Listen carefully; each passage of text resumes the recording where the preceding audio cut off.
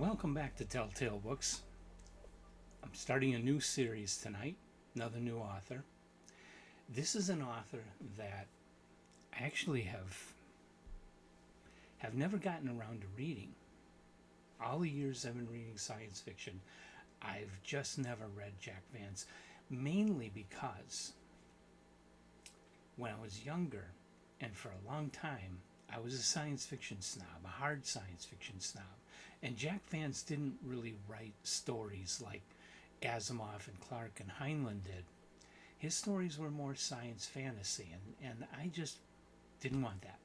That wasn't for me. So I never ever picked up anything by Jack Vance and read it. Well, these days I'm feeling very different about things. I'm reading a really wide variety of literature. Not just imaginative literature. I'm reading classics. I recently read Lady Chatterley's Lover. I read murder mysteries. I haven't read any westerns yet, but I'm going to, and just a wide variety of stuff. So Jack Vance certainly is not out of the question, and I've gotten curious about him, and I wanted to read him.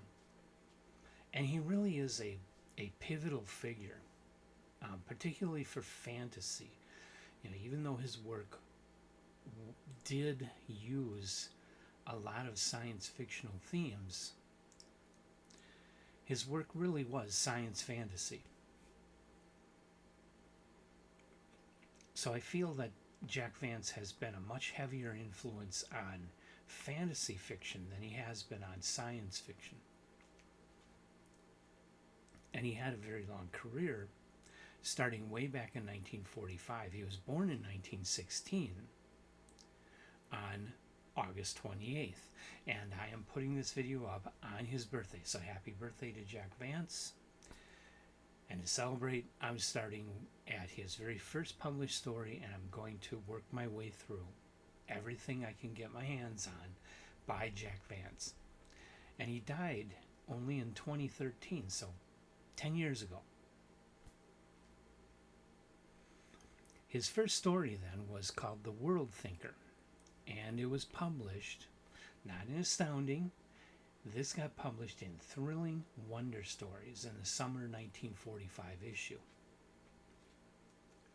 And this story has been collected and anthologized, but I just don't happen to have a physical copy of anything that has The World Thinker in it. So I read the free PDF online of the summer 1945 Thrilling Wonder Stories.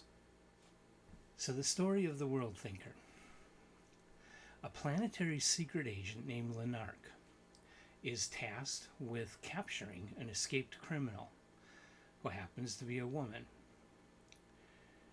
And the woman has escaped off to this planet where there is this powerful alien that is able to think up worlds. The alien didn't create our universe, but the alien can just by thinking create other worlds that have whole civilizations, all the details. And so she goes to this alien to have him create a world where she can hide out safely, and nobody can get to these worlds unless he allows them to enter into whatever universe enter into whatever world he's created. So and this being is called Laum, something like that. So Laum creates a world for the woman to hide out on, tells her that he will keep her safe. Lanark goes to the world where Laum is at and wants Laum to let him go to this girl's world. Laum doesn't want to because of his promise to the woman, but Lanark promises that he just wants to talk to her. So okay, Laum sets him up with a spaceship that'll take him off to this world that Laum has thought up. Lanark goes to the world, and the world is it's kind of like a fantasy world with seas and sailing ships and castles and slaves and warriors and that kind of stuff. And so that's where the heavy fantasy element comes in. But the world was dreamed up by Leum, and Leum has a problem. He tends to have seizures, and when he has a seizure, whatever world he's thinking about gets an apocalypse. It's only that's the best way to describe it. That part of the story gets really, really weird, and I'll stop there so as not to spoil it for you. I consider this story good, but not good. It's good because the imagination is wild. The story is kind of cool. The situation that Vance creates here opens a door for just so many possibilities. I mean, you could write a whole series of novels based on Leum, the world thinker, and all the worlds that he dreams up. You could just have endless adventures in there. So the idea and the imagination here are top notch. And the writing is pretty good. Gotta remember, this is the first story. It's in the pulps. It's in Thrilling Wonder Stories. 1945. You can't expect great literature here. So the characters could be stronger. The plot could be more fleshed out. We could have more detail just within the construct of this one story. We could have more detail. We could have more world building. We could have a little more adventure, a little more excitement. But Vance holds back from that and cuts it short. So, as is seeming to be pretty typical of these early pulp stories, there is so much potential here and so little of it realized. And yet this is still a very good, very enjoyable story. If you're not expecting great literature, if you just want a really good adventure, this story does deliver. As long as you don't want a really long, like a 500-page novel. It's not even a novel. It's not even 100 pages. It's only a novelette. So I think 30 or 40 pages, pretty short.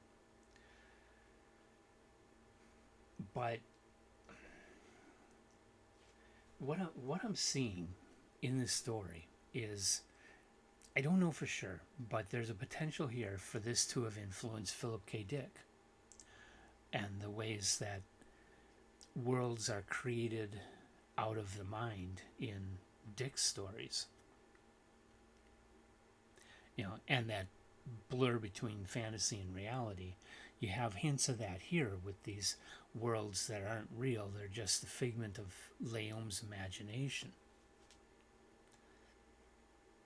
So there could be some influence on Philip K. Dick from this story.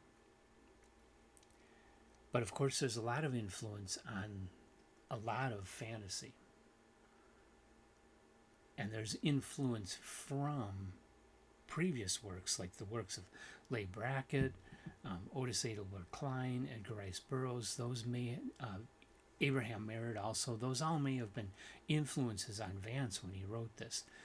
So Vance is pulling from the tradition of science fiction adventure, and he is, in turn, setting the stage for himself to go further in his career and do some potentially really cool stuff. I haven't read it. I don't know yet. I need to check it out. And why does Samantha always seem to be sending tons of stuff to me when I'm trying to shoot a video?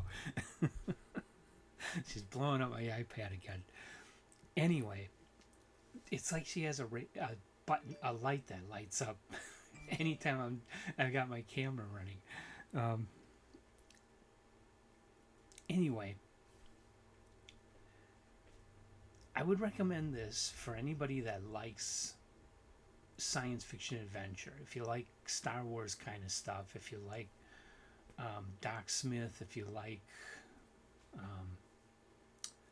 what else? Anne McCaffrey's Pern novels. I think you would probably like Jack Vance, and also if you like Van Vogt, I think there's a similarity to some of the things Van Vogt was doing, except Van Vogt did it in a more science fictional way.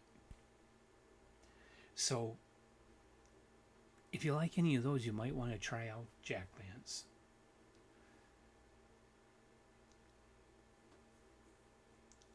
At least some of his later stuff, if not his very first, but his very first really isn't that bad. So I'll leave you with that. Leave your comments. Have you read The World Thinker? What do you think? Have you read anything else by Jack Vance? What would you suggest are the ones I should look forward to the most?